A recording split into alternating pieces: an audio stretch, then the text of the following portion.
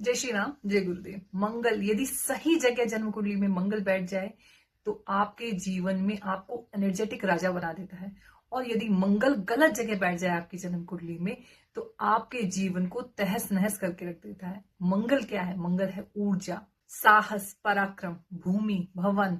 ये सब मंगल के अंतर्गत आते हैं। गुस्सा, अग्रेशन, ये सब मंगल के अंतर्गत आते हैं। जो भी ओवर एनर्जेटिक लोग होते हैं उनके जीवन में मंगल बहुत अच्छा होता है।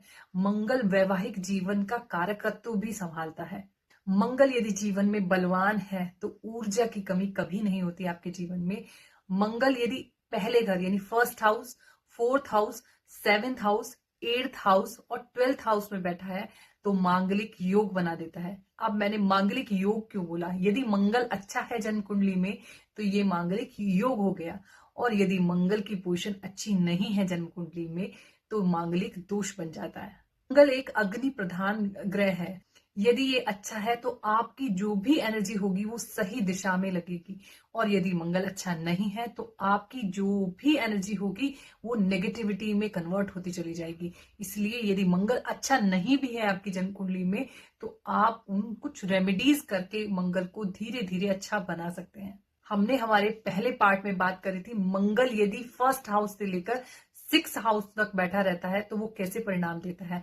आज हम बात करेंगे पार्ट 2 की मंगल की। तो मंगल यदि 7वें भाव से लेकर 12वें भाव तक कहीं भी बैठा है तो वो कैसे परिणाम देगा, आज हम इस वीडियो में ये जानेंगे। लेकिन आगे बढ़ने से पहले यदि आप चैनल पर फर्स्ट टाइम आए हैं तो इस चैनल को सब्सक्राइब कर लीजिए जिससे कि आगे की वीडियोस आपको बैक टू बैक अवेलेबल हो सके। अब बात करते हैं मंगल यदि आपके 7th हाउस में बैठा है तो वो कैसे ट्रीट्स देगा। मंगल यानी कि मार्स इन 7th हाउस। एक कोट बड़ा ही प्रचलित है 7th हाउस मंगल के लिए कि शादी युद्ध क्षेत्र बन जाती है यदि मंगल अच्छा नहीं है। और यदि मंगल अच्छा है तो ये प्रोटेक्शन शील्ड की तरह काम करती है। लेकिन इसमें बिल्कुल भी संदेह नहीं है कि आपके पार्टनर का शरीर बलिष्ठ शरीर यानी शक्तिशाली शरीर या जिम करने वाला भी हो सकता है। 7th हाउस में मंगल बैठकर प्रबल मांगलिक दोष भी बनाता है।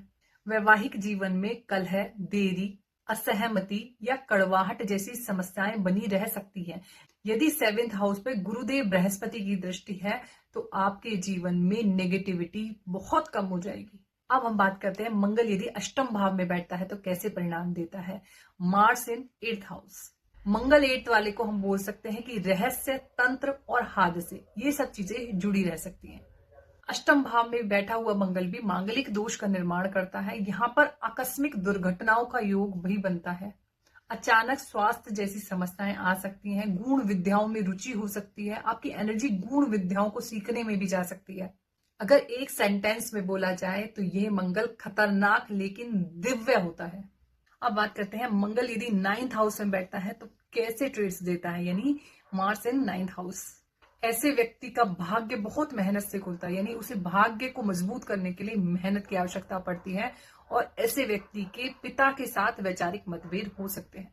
जिनके 9वें भाव में मंगल होता है उन्हें धार्मिक यात्राएं करनी भी पसंद होती हैं। अब हम बात करते हैं 10वें भाव में मंगल कैसे परिणाम देता है, यानी मार्स इन 10th हाउस। मंगल 10वें भाव के लिए एक बहुत ही प्यारा कोट है, करियर का राजा। 10वें भाव का मंगल करियर के लिए बहुत अच्छी प्लेसमेंट बोली जाती है। 10वें भाव के मंगल को आर्मी, पुलिस या प्रशासनिक सेवाओं में बहुत अच्छी सफलता मिल सकती है। लेकिन ऐसे व्यक्ति कार्य क्षेत्र में थोड़ा दबाव जैसी स्थिति महसूस कर सकते हैं।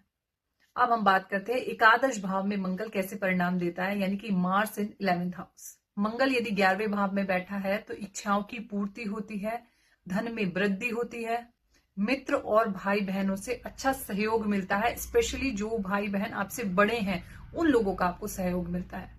अगर एक लाइन में बोला जाए तो जिनका मंगल 11वें भाव में बैठा होता है और अच्छा होता है उनके यहाँ गरीबी टिक नहीं सकती।